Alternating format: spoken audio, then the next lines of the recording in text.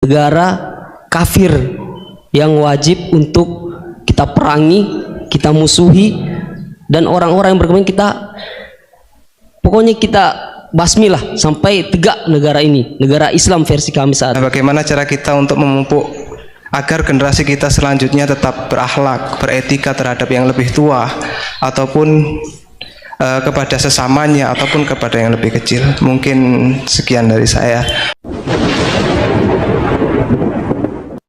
Warahmatullahi wabarakatuh.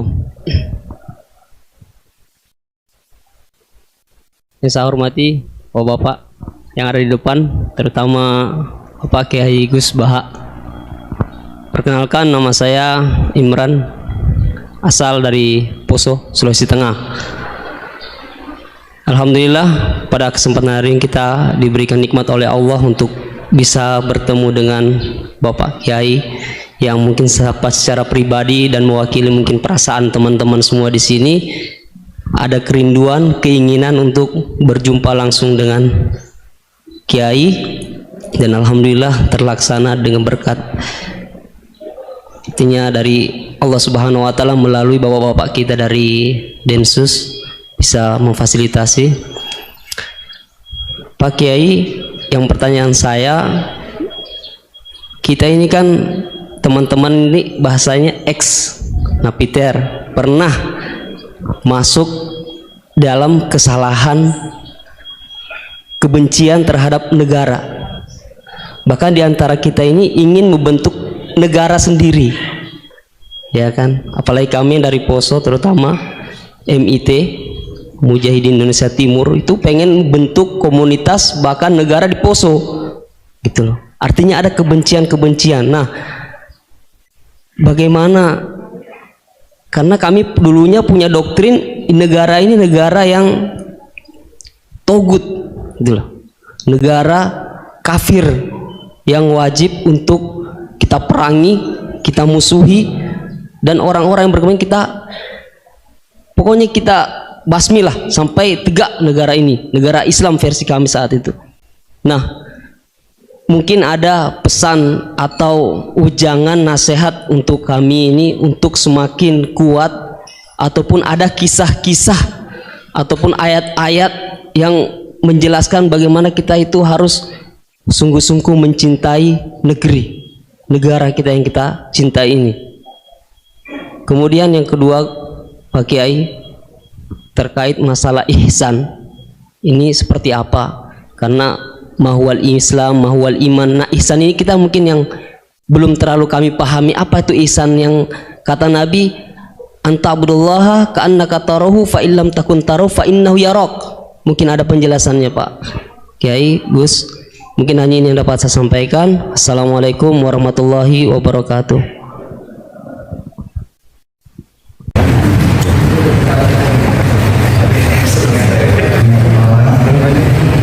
Alhamdulillah hari ini bisa bertemu dengan Pak yang memang dari saya lebih dahulu dari YouTube-nya Pada masa itu, dan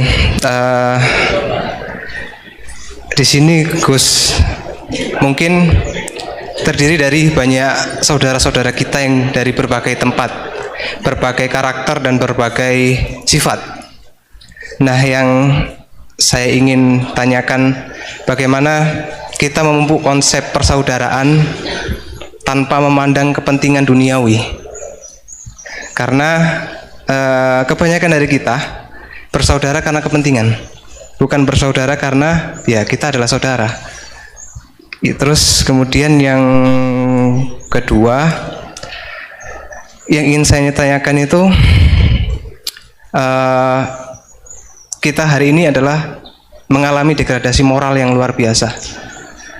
Akhlak, sopan santun nyaris sedikit demi sedikit hilang. Nah, bagaimana cara kita untuk memupuk agar generasi kita selanjutnya tetap berakhlak, beretika terhadap yang lebih tua, ataupun kepada sesamanya, ataupun kepada yang lebih kecil. Mungkin sekian dari saya. Assalamualaikum warahmatullahi wabarakatuh. Monggo, silakan maju sama yang tanya. Mas Wildan, di situ aja. Ada. Jadi kayak diskusi gitu kan. Tadi zaman dari Sulawesi namanya pernah ngaji. Pernah ngaji. Mas Ilham pernah ngaji. Tadi apa? Al-ihsan anta bidawaha ka annaka. Coba diulang lagi. Al-ihsan anta abdullaha ka'annaka tarahu fa illam takun tarahu fa innahu yaraka. Oh ya bagus, masih bisa dibenarkan. Ya bagus, masih ingat. Namanya siapa tadi? Imran. Ya. Memang orang sana kalau baca Imran apa Imron gitu. Dari sana Bugis Imran, jadi orang sana nggak pakai ro. Kalau orang ro jadi pakai ra. Kalau ainnya? Ain pakai ain. Berarti apa? Imron gitu. Ya kalau sana tulisan KTP Imran. Apa bacanya orang-orang Sulawesi? Apa? Imran. Bismillahirrahmanirrahim. Ya yang rileks saja ya. Saya pernah ketemu orang yang pakaiannya itu ndak, mungkin kalau orang syariat bilang ndak syar'i lah, pakai pakaian yang tidak syar'i, tapi dia muslimah, dia ke masjid. Saya ditanya sama seseorang, Gus kok sama orang gitu mau bertemu gitu, karena terus saya bilang kenapa? Dia pakaiannya ndak islami gitu. Oke, dia tidak pakaian Islam itu nyata, tapi dia ke masjid itu Islami, tetap sholat itu Islami. Ketika dia ingin sholat dan tetap sholatnya pakai takbir, pakai rukuk, pakai sujud itu Islami. Wong setelah di masjid ya pakai mukena, pakai. Kalau sama-sama nyata, Anda kan boleh ngingat sama-sama yang fakta. Gitu. Dia punya kesalahan dalam berpakaian, dia punya kebenaran dalam sujud, dalam rukuk, dalam ibadah. Dan itu tradisi Quran. Quran ya cerita fama ya'mal mithqala dzarratin khairan yarah wa may ya'mal mithqala dzarratin syarran yarah. Apa susahnya sih ingat dua-dua sisi itu? Sama bernegara atau bertetangga, kita bayangkan jangan bernegara dulu, terlalu luas, bertetangga saja ukuran, karena nanti sama bernegara sama bertetangga itu hadisnya sama. Kita di kampung itu ya ada masjid dan orang-orang yang nggak sholat juga nyumbang masjid. Bahkan ada yang nyumbang masjid banyak terus tidak sholat karena keramik saya sudah sholat katanya. Saya pernah ketemu orang model gitu itu ya ada. Jadi tapi ada juga yang sholat terus tapi nggak pernah nyumbang masjid. Ya orang banyak. Intinya itu Allah itu punya tradisi, punya sunnatullah. Kebaikan ya dihitung, kejelekan juga dihitung. Dulu ketika Rasulullah SAW hidup bersama komunitas yang majmu', itu sebetulnya permintaannya Nabi, jangan halangi kami saat mau beribadah. Dulu sampai perang karena mereka menghalangi. Sebenarnya problem mereka wa yasudduna an sabilillah, menghalangi. Sebenarnya kalau dulu saling toleransi ya nggak ada masalah. Artinya ketika Anda ingin sholat di Indonesia agak dihalangi, ingin pengajian nggak dihalangi, sebenarnya ini nggak ada masalah. Ya soal ada kebaikan, ada keburukan ya mulai Nabi Adam sampai sekarang sampai kiamat. Itu cara pandang. Jadi cara pandang kita terhadap orang lain itu harus hal-hal yang nyata. Kalau kesalahan mereka nyata, kebaikan mereka juga nyata. Kenapa kita hanya ingat sisi yang jelek, tidak ingat sisi yang baik? Saya sering cerita ke santri-santri saya, setiap saya pengajian diundang orang di mana-mana itu saya mesti istighfar. Karena nggak ada pilihan. Saat saya datang ke pengajian di Sulawesi, misalnya saya tinggal ngaji di sini. Saat saya ngaji di sini, ninggal undangan yang di sana. Hidup itu tidak banyak pilihan, meninggalkan kebaikan, melakukan kebaikan. Artinya gini, dalam kebaikan saja ada kebaikan yang ditinggalkan.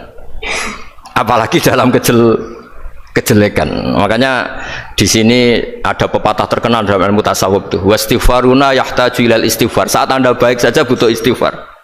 Bapak saya kalau guyon gini, Mas Sofyan, ada imam istiqomah jadi imam masjid sampai tua sampai batuk-batuk, itu bagus istiqomah, tapi itu masalah kata bapak, akhirnya nggak kaderisasi katanya.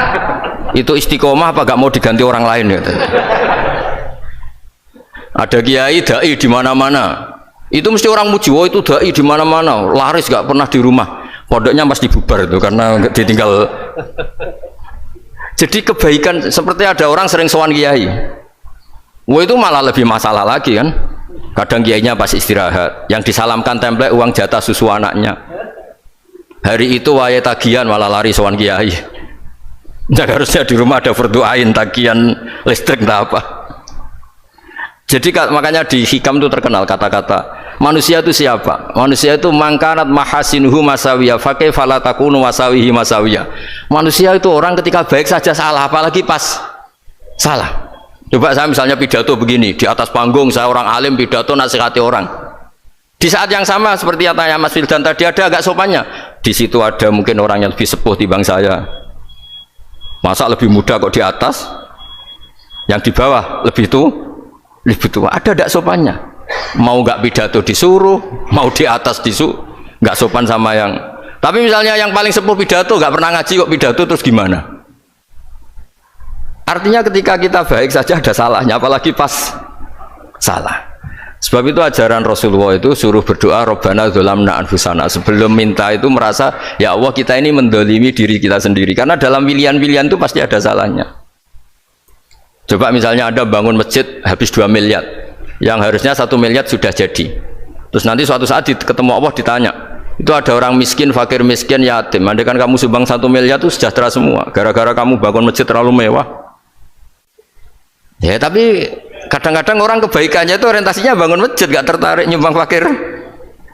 Saat itu cara berpikir gitu mau apa?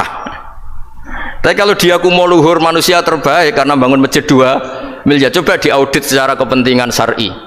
Penting mana dengan ngasih makan fakir miskin? Penting mana dengan menikahkan janda misalnya? Penting mana dengan pendidikan? Apa artinya masjid mewah orang nggak tahu halal haram, nggak tahu najis, nggak tahu cara sesuci, nggak tahu cara adzan yang benar. Terus penting mana untuk beli kitab sama dipakai masjid? Apa artinya beli kitab apa tapi nggak makan? Penting mana makan sama beli kitab? Ada auditnya.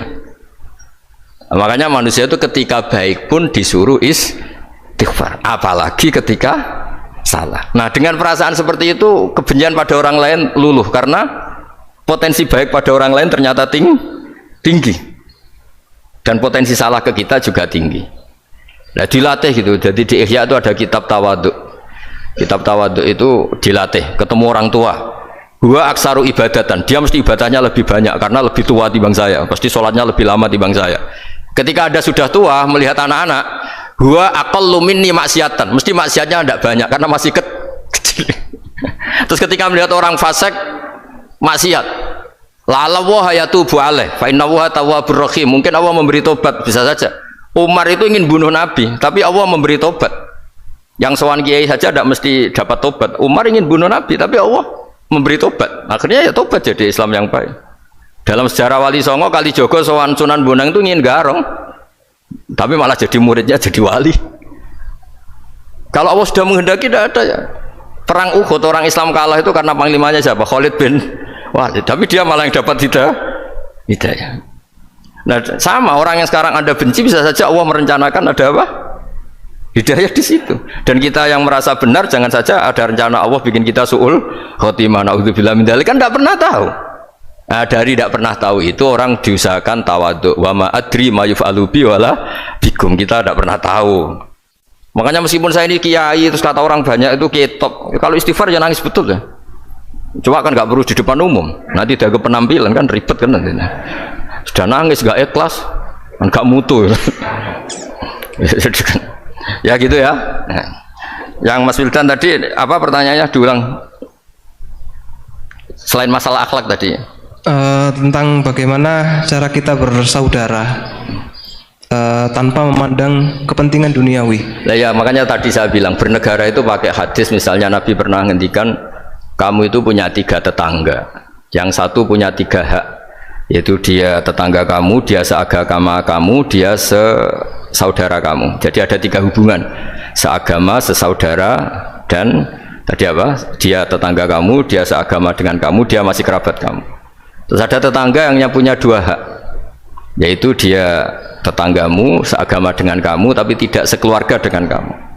Terus ada tetangga yang punya 1 hak, dia ada keluarga kamu, dia ada seagama dengan kamu, tapi tetap punya hak karena itu tetangga kamu. Dan itu kata Nabi semuanya berhak kamu baikin karena ada hakul jar. Makanya dulu doa ada bil kubri itu ceritanya sederhana. Ada seorang perempuan Yahudiyah sowan Sayyidah Aisyah. Kalau sowan ya dikasih uang sama Sayyidah Aisyah. Padahal Yahudi ya. Ketika dikasih uang, terus si Yahudi tadi, semoga engkau diselamatkan dari siksa kubur. Zaman itu Sayyidah Aisyah belum dengar hadis tentang siksa kubur. Setelah Rasulullah datang, saya tadi diminta didoain, ya saya terima karena saya nggak percaya. Terus Nabi ngendikan itu benar adanya siksa kubur. Ketika komunitas Yahudi di Madinah itu puasa Asyura, Nabi coba tanyakan mereka, kenapa puasa Asyura? Padahal orang Yahudi. Oh, terus setelah ditanya, Yaumun najjawahu fihi Musa, itu hari di mana Allah menyelamatkan Nabi Musa, kata orang Yahudi. Terus kata Rasulullah, nahnu ahaqqu bi Musa, saya juga berhak menghormati Musa. Kemudian Nabi puasa. Suatu saat lagi ada orang Yahudi datang, ya Rasulullah, ya Muhammad, manggilnya ya Abul Qasim karena orang Yahudi. Ya Abul Qasim, nanti nasib langit bumi ini di mana? Manusia yang sudah mati-mati di mana ketika bumi dihancurkan? Mayat-mayat yang sudah di kuburan di mana? Terus orang Yahudi tadi bilang, Inna woha wadu as-samawati ala dzih wal aradina ala dzih. Soalnya Allah itu bisa saja mengelola langit bumi yang sudah hancur gini-gini. Nabi itu tertawa-tawa. Dalam sebuah riwayat disebut hatta badat nawajidu, tertawanya Nabi itu lepas sampai giginya kelihatan. Kata rawinya tasdiqan liqaulil khabri, karena Nabi membenarkan orang Yahudi tadi. Jadi intinya dalam banyak hal itu ya dicari kesamaan. Makanya kalau interaksi dengan kelompok lain, kata Nabi, la tusaddiquhum wa la tukadzibuhum. Kamu jangan mengiyakan, juga jangan menolak. Kamu tolak jangan-jangan pas yang sama dengan ajaran kita. Kamu benarkan jangan-jangan yang tidak sama. Ya sudah, kalau nggak sependapat ya jangan ngambil sikap. Nah, itu juga yang dipraktekkan Rasulullah SAW. Nabi yaqumu lailatan yuraddidu hadil ayat. Nabi pernah sholat 1 rakaat hanya ngulang 1 ayat, itu aja gak selesai, yaitu ngulang-ngulang ayat, fa'aqulu kama qala al-abdus sholeh in tu'adzibhum fa innahum ibaduk wa in taghfir lahum fa innaka antal azizul hakim. Pun Gusti kula nyerah, semua ini hamba jenengan, monggo jenengan napakno sing duwe jenengan. Intinya itu ini wilayah jenengan, ndak wilayah saya. Nah, kadang-kadang kita sebagai manusia itu jumawa seakan-akan itu wilayah kita. Kita nyiksa terserah kita, mengampuni ya terserah kita. Padahal tidak milik kita. Dunia ini milik Allah Subhanahu wa Ta'ala. Makanya yang terakhir saya ijazahkan, ijazah bapak. Bapak saya itu orang hafal Quran, alim tapi lucu, senengannya guyon. Kalau ngajarkan saya tauhid, tasawuf itu gampang. Hak, kamu punya tetangga, punya Innova. Terus kamu berpikir, kamu miskin berpikir, itu pajaknya saja berapa? Kalau apa itu bannya sudah halus itu gantinya kayak apa, kalau rusak kayak apa. Terus kata bapak, mau melok duwe kok mikir, udah ikut punya kok mikir. Terus coba kamu nggak ikut punya Alphard, terus saya mikir, wah itu pajaknya berapa Pak Martinus, bisa dipakai beli motor kan, pajaknya apa? Alphard ini. Oh nggak ikut punya kok. Nah, dunia itu rawekmu, mau pikir lah apa ono sing duwe. Maksudnya dunia itu milik Allah, apa kamu pikir itu milik yang punya gitu. Nah, itu yang dimaksud dalam ilmu tasawuf, da'it tadbir fama qoma bi ghairuk la tuqim bihi nafsak. Sudah, kamu tidak usah ikut campur, itu wilayahnya Allah katanya. Karena wong nggak ikut punya kok ikut mikir. Anda benci orang, benci sekali karena dia tauhid misalnya. Jangan-jangan Allah punya rencana memberi hidayah dia, atau Allah punya rencana dari dia keluar orang-orang Islam yang soleh. Makanya ketika malakul jibal, ya Rasulullah, saya disuruh Allah, terserah engkau, in syi'ta an udbiko alaihim al-akhshaban. Kalau engkau mau orang-orang yang mendustakan kamu saya hancurkan. Apa jawabannya Nabi? La, jangan. Bal arju ayyukhrijawah min aslabihim ma ya'budu wa la yusyriku bihi syai'an. Itu di Bukhari. Enggak, bisa saja sekarang dia kafir, anak turunnya jadi Islam. Dan betul, Abu Jahal punya anak Ikrimah, Abu Lahab punya anak Darro, Walid itu musuh besarnya Nabi punya anak Khalid. Ya sudahlah, kita selalu berharap bahwa ini wilayahnya Allah. Sudah, kita berharap agama ini bagi yang selalu punya harapan, limangkana yarjuwa, orang yang selalu punya harapan. Kita berharap tambah hari tambah baik, tambah damai, tambah kondusif, tambah segalanya baik. Dan saya seperti ini juga ingin ikhlas dan akan selalu ikhlas. Ya, saya sering bilang kalau pejabat mau sini itu sering tak ngel-ngel. Saya ini sudah ingin Indonesia itu baik itu tanpa diminta. Kalau diminta itu malah seakan-akan saya belum melakukan, ini kan. Sudah saya lakukan kok baru minta, karena ini wilayah kita semua, artinya ingin baik itu keinginan kita semua, status kita. Kata Sayyid Zabidi dalam kitab Ithaf, keinginan baik itu syakhsiyatuk wa hakikatuk. Itu kamu sekali. Manusia itu kan Kata Allah Ta'ala, saya pertama menciptakan manusia itu khunafa, orang yang berkeinginan baik. Baru digoda setan terus macam-macam. Jadi keinginan baik itu hakikatuk wa syakhsiyatuk. Itu kamu sekali, ingin baik itu kamu sekali. Itu status kamu katanya. Makanya orang preman kayak apa, mabuk kayak apa, ada orang kecelakaan, pikiran pertama itu nolong, itu yang normal. Soal ada kasus, pikiran pertama ngambil HP-nya itu 0,0%. Jadi pikiran pertama mesti nolong itu, karena itu syakhsiyatuk wa hakikatuk. Nggih, ngoten mugi-mugi barokah sedanten. Assalamualaikum warahmatullahi wabarakatuh.